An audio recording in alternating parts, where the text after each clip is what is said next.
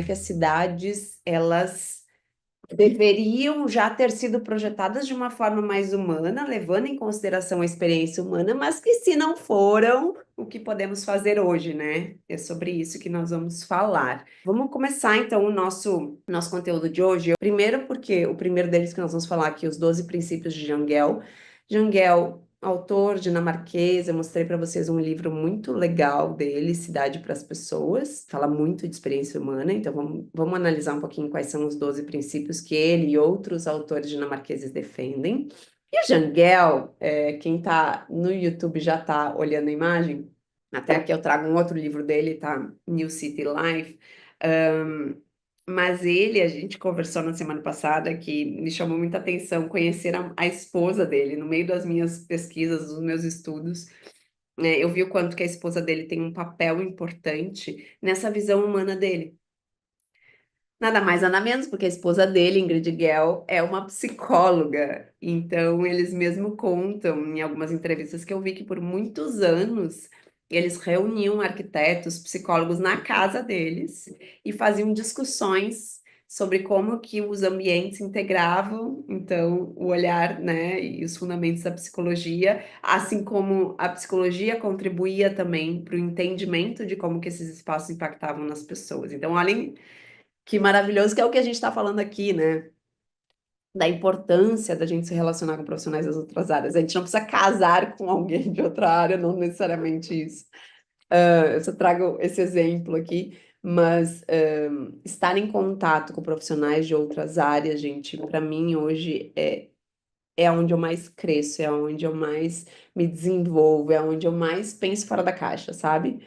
E essa decisão de estar em contato com esses outros profissionais já faz parte da minha vida há bastante tempo, então é por isso que eu já incluo na minha rotina é, não só contatos informais, mas realmente me proporcionar experiências em outras áreas. Então, frequentar congressos da psicologia, da neurociência, estar em contato com a Aninha Lazarotto, que temos aqui, que é psicóloga. É, é legal a gente colocar isso na agenda para realmente se provocar a enxergar a mesma situação com olhares diferentes. Eu até teve uma mentorada minha que trouxe um exemplo que eu achei maravilhoso, né? É como se eu tivesse essa caneta aqui. Enquanto arquiteta, posso olhar essa caneta e descrever ela de uma forma. A Ana Lazarotto, que é psicóloga, pode olhar para a mesma caneta e descrever de outra forma, assim como o Jangel pode olhar para essa caneta e descrever de outra forma. Então, cada um dentro da sua visão pode olhar para a mesma situação, para o mesmo objetivo e trazer insights e referências diferentes. Então, olhem a riqueza que isso não causa, né? Então, não é à toa que a partir dessas muitas discussões que Jangel fazia com sua esposa, com outros profissionais, eles chegaram é, em 12 princípios de uma cidade que realmente favorece a experiência humana.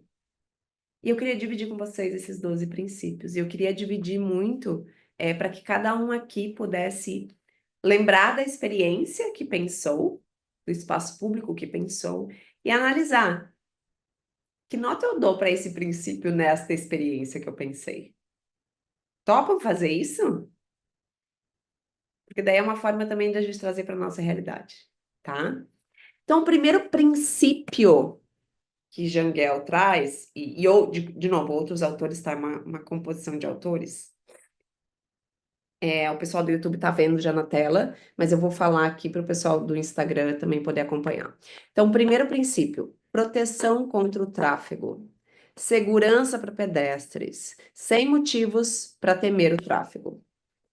Se a gente está falando de uma cidade para as pessoas, e a gente sabe que existem sim veículos que vão circular nessas cidades, a gente precisa minimamente garantir que essas pessoas possam circular de forma segura, né? Então, aqui entra todo um planejamento, sim, de vias, de tráfegos, mas considerando que as pessoas vão ter que circular por esses lugares, por essas vias. Então, qual é a garantia de segurança que eu dou para essas pessoas? E é óbvio que aqui, gente, a gente está falando não só de faixa de pedestres, né? Mas a gente está falando de uma cultura de educação e respeito pelo pedestre, pelas pessoas que estão circulando por essa cidade, né? E aí, gente, tanto o pedestre, o ciclista, né? Então, ter ciclovias, é óbvio que isso vai favorecer as pessoas de andar e se sentirem mais seguras de pegar uma bicicleta. Eu hoje não sinto me segura de pegar uma bicicleta e sair andando pela minha cidade, porque a região onde eu moro não tem uma segurança de ciclovia para me garantir, né, que não vai ter nenhum tipo de acidente. Então, o primeiro ponto que eles trazem é isso, é proteção contra o tráfego, tá? Seja para circulação de pedestres ou circulação de bicicletas, se a gente quer incentivar isso. Segundo ponto que eles trazem aqui, e eu adorei que a Raquel botou no chat. Segurança nos espaços públicos. Falamos agorinha há pouco, né? Tanto garantindo, então, que as pessoas se sintam seguras de circular por esses espaços, quanto, olhem só, espaços que tenham vida de dia e de noite. E quem é que se sente seguro hoje de circular pela sociedade à noite? De estar em ambientes públicos à noite? E daí até ele coloca aqui, uma boa iluminação é fundamental. Sim, considerar então os cenários de iluminação, mas também sistemas de segurança pública que nos deixem confortável de poder frequentar então esses espaços durante a noite também, né? Também, tá?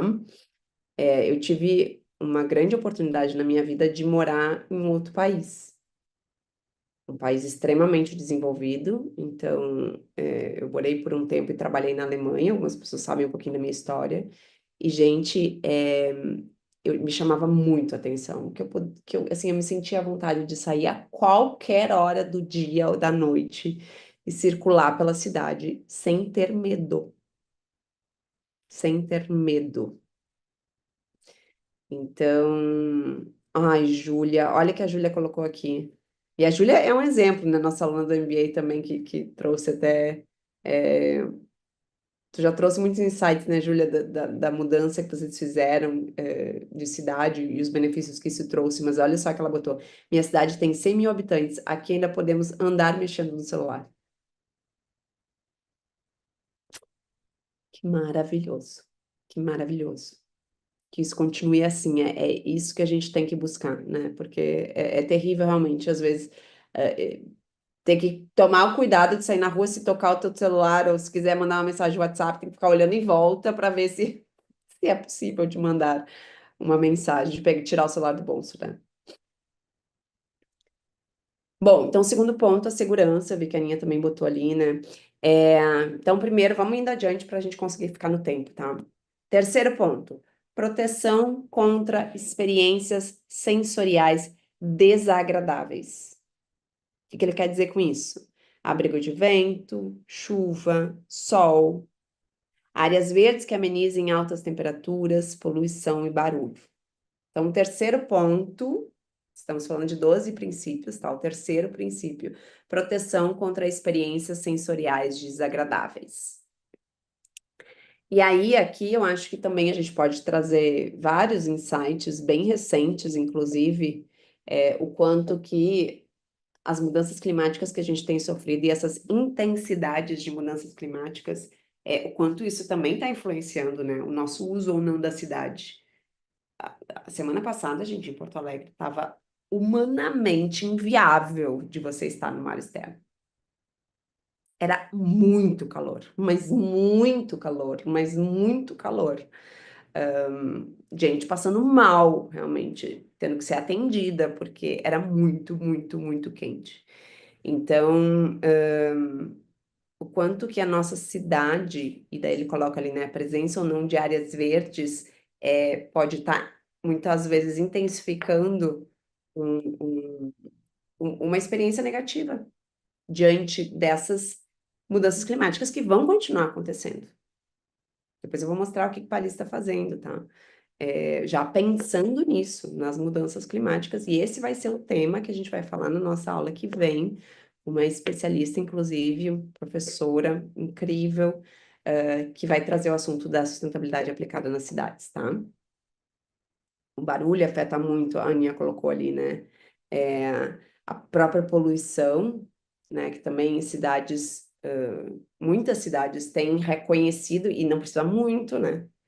Se a gente vai ver, inclusive há uns meses atrás, a situação de São Paulo. Então, como que a gente cria esse ambiente público que nos proteja dessas experiências sensoriais agradáveis que vão estar acontecendo?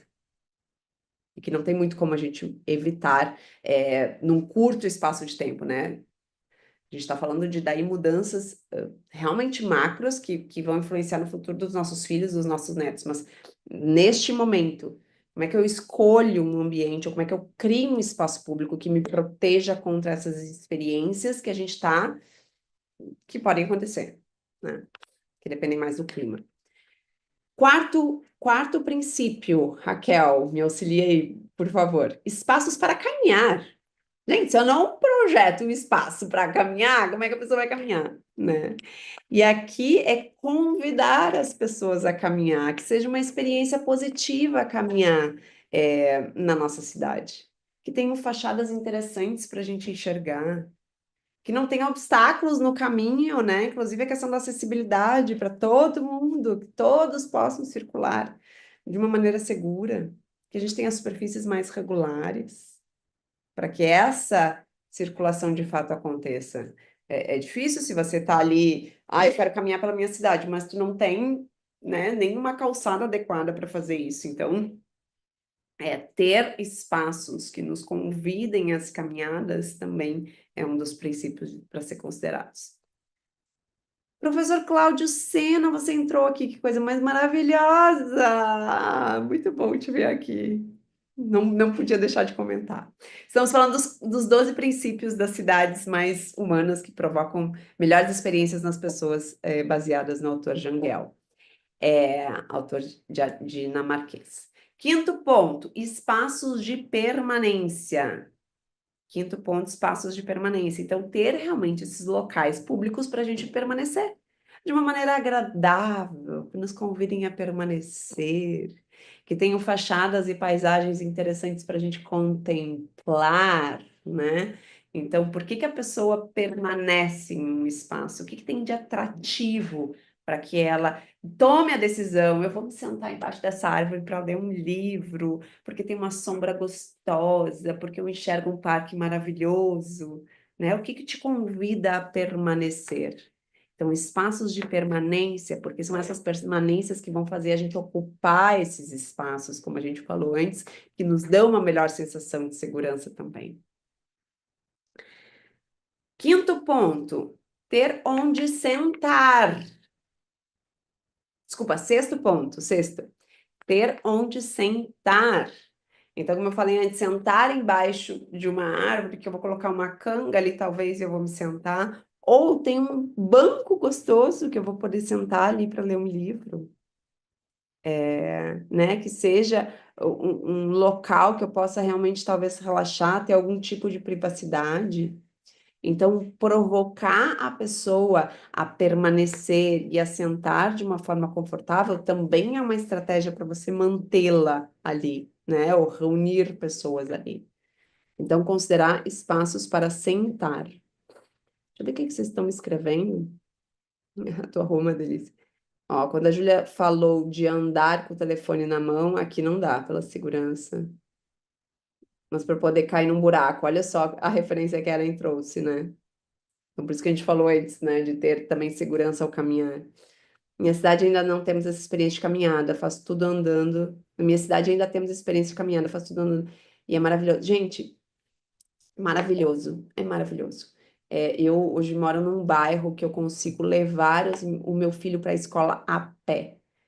Assim como tem café a pé que eu consigo alcançar, tem um mercado que eu consigo fazer a pé. Então, é maravilhoso. Para mim, é um dos maiores presentes o local onde eu moro hoje, poder fazer essas coisas a pé.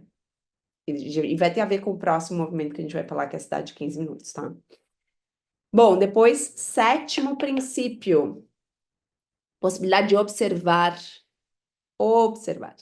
Então, mesmo que seja um espaço público coberto, mas que eu consiga ver uma paisagem, que eu consiga enxergar algo que me atraia, então que me incentive também a ficar naquele espaço. De novo, a gente está tudo falando em que a pessoa permaneça numa área pública, né? Ela, então, tem a possibilidade de enxergar em volta, de valorizar uma paisagem.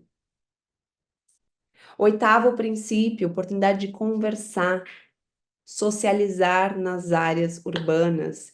Então, o que que é uma possibilidade de conversar? Poxa, que eu consiga me reunir com vocês ali em São Paulo, que eu estou indo agora quarta-feira, em algum lugar, num espaço público, que a gente consiga não ter um ruído tão grande dos carros, que a gente consiga realmente ter um espaço mais silencioso, que a gente pode ter mobiliário urbano que vai nos convidar a interagir uns com os outros. Então, como é que a gente consegue marcar pontos de encontro para dialogar, para socializar com outras pessoas em espaços públicos? Possibilidade de observar, Raquel botou o sétimo, possibilidade de conversar o oitavo. Depois, o nono princípio, possibilidade, locais para se exercitar, ou possibilidade de se exercitar, tá? Locais para se exercitar. Então, que daqui a pouco a gente também tem espaços públicos para a prática de esportes. Isso até é algo que a gente já vê em algumas praças, né? Seja quadras de futebol, de basquete, ou mesmo pistas de caminhada, que aparece a referência de quanto você está caminhando, ou mesmo espaços para alongamento. Então, ter entretenimento e atividade nas ruas para levar as pessoas na rua, para ela se movimentar, né? Para ela realmente ter um estilo de vida mais saudável. E daí aqui, gente, tem várias pesquisas, tá? Que já saíram o quanto que as pessoas que moram próximos de praças tendem a se exercitar mais do que as que não têm essa possibilidade. Então, a praça, um espaço público, né? Dar voltas caminhando nas praças, né? Ou ter realmente, como eu falei, esse espaço de alongamento, que a gente possa usar também as áreas públicas para se exercitar. Décimo princípio, escala humana. Se a gente está falando em cidade para pessoa, a gente também precisa pensar numa escala humana. É muito diferente você sair caminhando numa cidade que tem só muros ou que tem arranha-céus e que você se sente pequenininho lá embaixo, né? É, assim como outros lugares onde a gente tem edificações junto às calçadas que tem uma escala um pouco mais baixa, um pouco menor. O próprio Jangel, no livro Cidades para as Pessoas, ele fala numa escala que é a escala humana, que a gente consegue enxergar visivelmente, se não me engano, é até 4 ou 5 pavimentos. Então, que seria uma escala um pouco, né, um pouco mais baixa, diferente dos grandes arranha-céus, mas não vamos entrar numa discussão de verticalização de cidades, porque essa é uma discussão longa, essa é uma discussão que tem prós e contras, então não é esse o ponto, tá? Mas diante desse princípio do Jangel, considerar a escala humana também no sentido macro das cidades. 11º princípio, possibilidade de aproveitar o clima, tá? Isso aqui tem um pouco a ver também com o que a gente falou anteriormente, mas ele coloca muito assim, espaços ou locais para aproveitar cada estação do ano, de acordo com o clima e a topografia da cidade. Então, se daqui a pouco, puxa, eu tenho cidades que têm regiões muito frias, aqui no sul extremos, verão é muito calor, inverno é muito, muito frio. Então, tem espaços, áreas da cidade que trazem no inverno uma possibilidade de você ter acesso ao sol, que são praças mais abertas, que não é muito fechado, não tem muitas sombras. Então, gente, é maravilhoso para lagartear, como a gente fala aqui no sul, né? Então, isso daí tá lá para pegar um sol no inverno, é maravilhoso. Eu adoro fazer isso depois do almoço, assim. Ai, parece que dá um gás pegar um sol depois do almoço. Então, assim como ao contrário, né, no verão, eu preciso ter sombra. Eu não vou para lugar nenhum aqui, até a caminhada para levar meu filho na escola, a gente faz todo um caminho que é para pegar as sombras de tão quente que tá esses últimos dias. Então, entender também de que forma que o ambiente urbano pode nos incentivar a utilizá-lo mais quando a gente tem esses diferentes cenários para diferentes estações do ano, tá? E 12º, e aqui entra total conexão com a neuroarquitetura. 12º princípio, boa experiência sensorial. Então, já que estamos falando de ambiente para as pessoas, pensar que o ser humano é um ser social e a gente tem os nossos sentidos ativados a todo momento. Então, seja aquele cheirinho que a gente vai sentir de grama molhada, talvez quando a gente vai entrar num parque onde acabou de chover, seja o toque que a gente vai poder ter numa vegetação, num banco de madeira, gostoso, seja a questão né, dos sons de passarinho que talvez a gente vai ouvir, seja o próprio visual que nos atrai. Então, ele fala muito, né, na questão da natureza, da água, fontes, lagos, que a gente tem essa possibilidade de estímulos sensoriais, tá? Isso garante também uma experiência mais humana. Então, esses são os 12 princípios, e eu queria muito saber aqui qual que te chamou mais atenção desses 12, qual é aquele que talvez você consegue enxergar mais viável hoje, ou qual menos, o que que te chama mais atenção? Eu dividi com vocês que, para mim, os primeiros que ele traz aqui, que é a questão da segurança, são os que mais me impactam hoje, assim, que mais garantem de eu utilizar ou não esse espaço público, né? Mas tem vários aqui que realmente são importantes e que a gente pode, cada um dentro das suas necessidades, dentro do seu cenário, pode entender qual que é mais importante para que você tenha uma relação mais humana com a sua cidade, ou com o seu bairro, enfim. É legal de fazer essa reflexão, tá? E aí, por que que ele traz isso, né? A Janaína também botou a questão da segurança aqui. Por que que foi feito 12 princípios? E se a gente olhar, e talvez quem me ouviu agora disse, meu Deus, que utopia, isso não existe em lugar nenhum no mundo. E ele traz alguns exemplos que existe sim, né? Por exemplo, Copenhagen, na Dinamarca, é uma das cidades que ele fala muito que tem esses 12 princípios. Mas, se você ainda acha que isso é muito utópico, eu recortei aqui uma frase que ele falou, que faz muito sentido, para mim, e eu quero dividir com vocês. Olha a frase que o Jangel falou. Nenhuma criança pede algo de Natal que não conheça.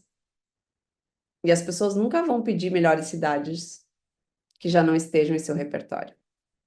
Então, se não existe um ideal, né? Esses 2 princípios é um ideal. Como é que a gente vai cobrar e a gente vai pedir uma cidade melhor, se a gente não souber disso?